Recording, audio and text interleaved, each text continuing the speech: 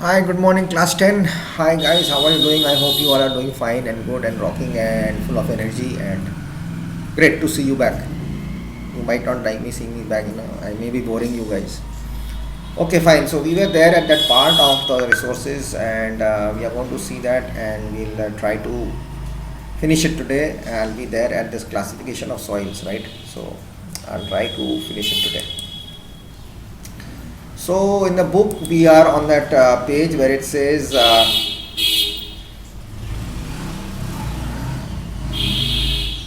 Where is that place? I forgot.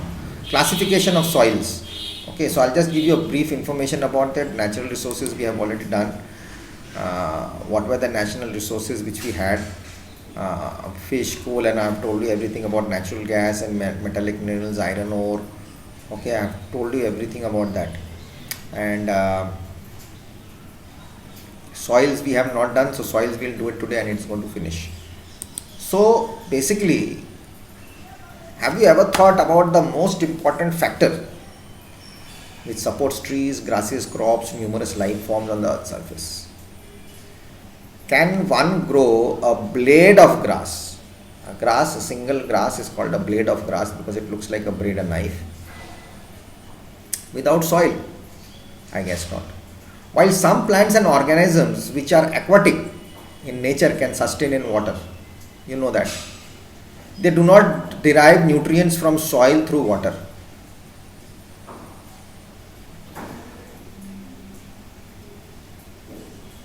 Okay. You will realize that soil is the most important layer of the earth's crust. It is a valuable resource. The bulk of our food and much of our clothing is derived from the land-based crops that grow in the soil. The soil on which we depend so much for our day-to-day needs has evolved over thousands of years. This is just an explanation. I am not going with your book. Some children might read in the book, sir is on the wrong page. I have got so many feedbacks. But classification will not change of soil. The various agents of weathering and gradation have acted upon the parent rock material to produce a thin layer of soil. Now, what is weathering and gradation? Weathering is due to the weather. Gradation is through manpower, which people try to change, grades change, system of it changes, like that. Soil is the mixture of rock and debris and organic materials which develop on the earth's surface.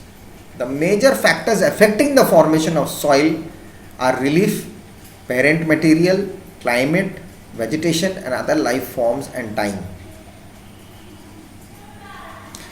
Beside these, human activities also influence it to a large extent. Components of soil are mineral particles, humus, water and air. The actual amount of each of these depend upon the soil type. Whether there are some others that have varied combinations. Okay. Now, you must have seen, if you guys love cricket, you will see before the match they go for this toss. Even before the toss, they do a verification on the pitch. Okay. They have a verification, like what is the moisture in it, how is the pitch today working, what is the soil type today, has it got any cracks, will the ball be for a wicket ball or will it be for a run pitch or will it be a wicket pitch? That's how they derive. They get information. How much humus, what are the mineral particles and what type of air is there, atmosphere air is there, that's the amount of the, depend upon what type of soil it is today. Have we ever dug a pit in our field of your school to plant a tree while celebrating one Maha or whatever happens? Was the pit of uniform layer of soil, or did you notice different colors from the top to the bottom of the pit?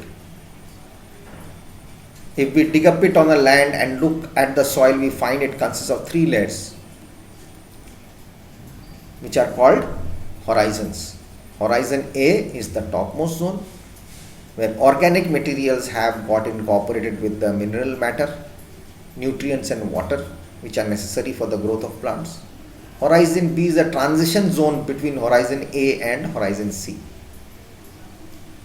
that contains matter derived from below as well as above, that is grade B.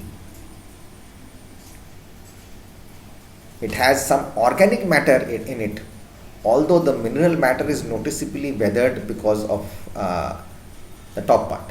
Horizon C is composed of the loose parental material. This layer is the first stage of the soil formation process and eventually forms above the two layers.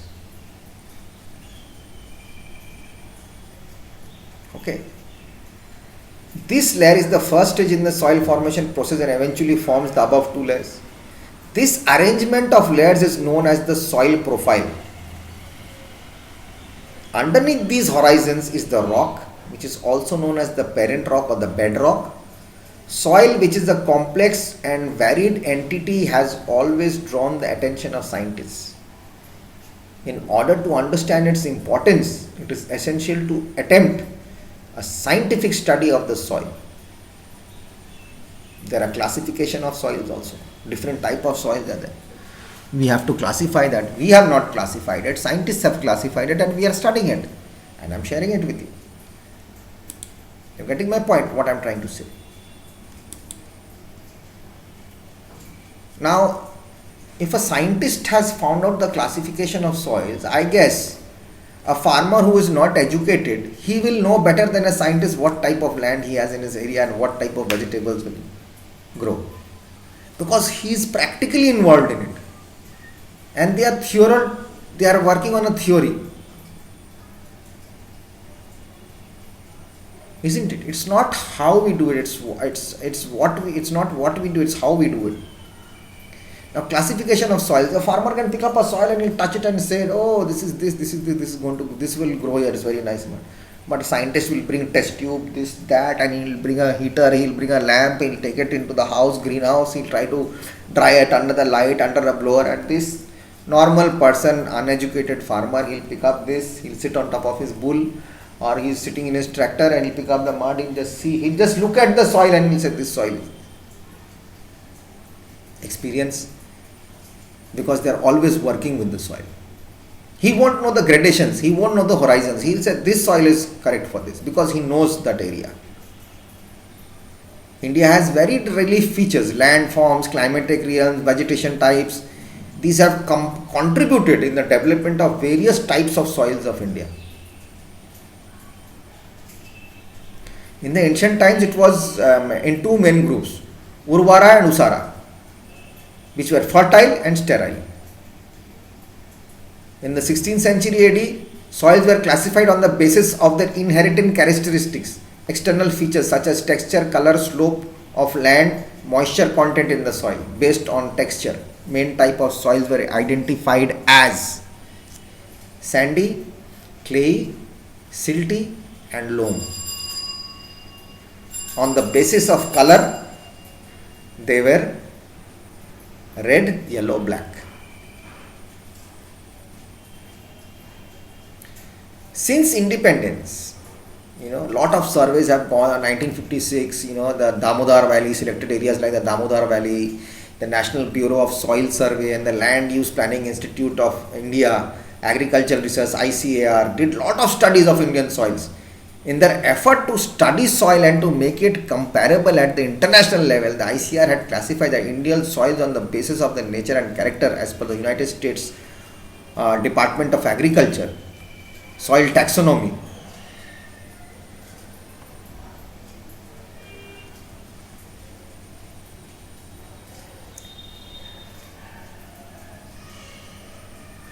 On the basis of genesis, color, composition and location, the soils of India has been classified into alluvial soils, black soils, red and yellow soils, laterite soils, arid soils, saline soils, peaty soils, forest soils. No land has got this.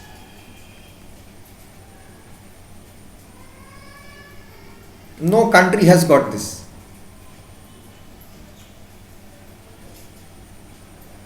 Alluvial soils.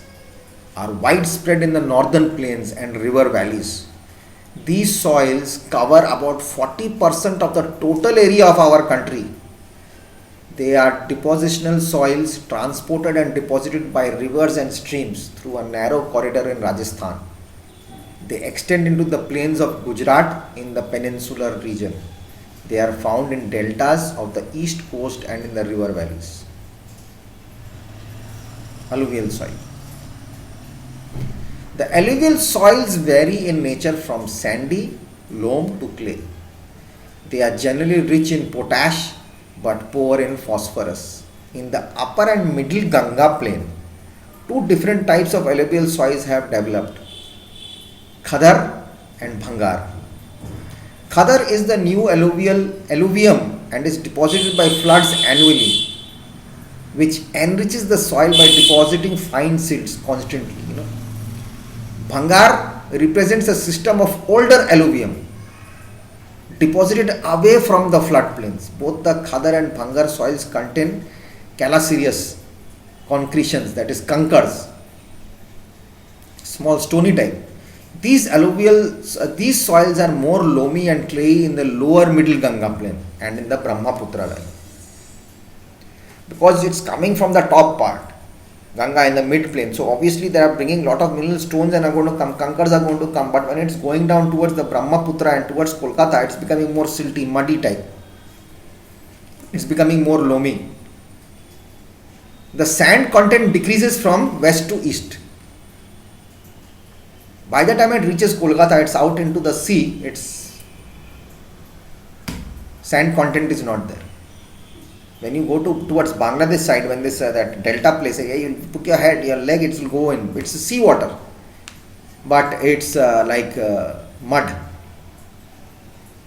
The area of our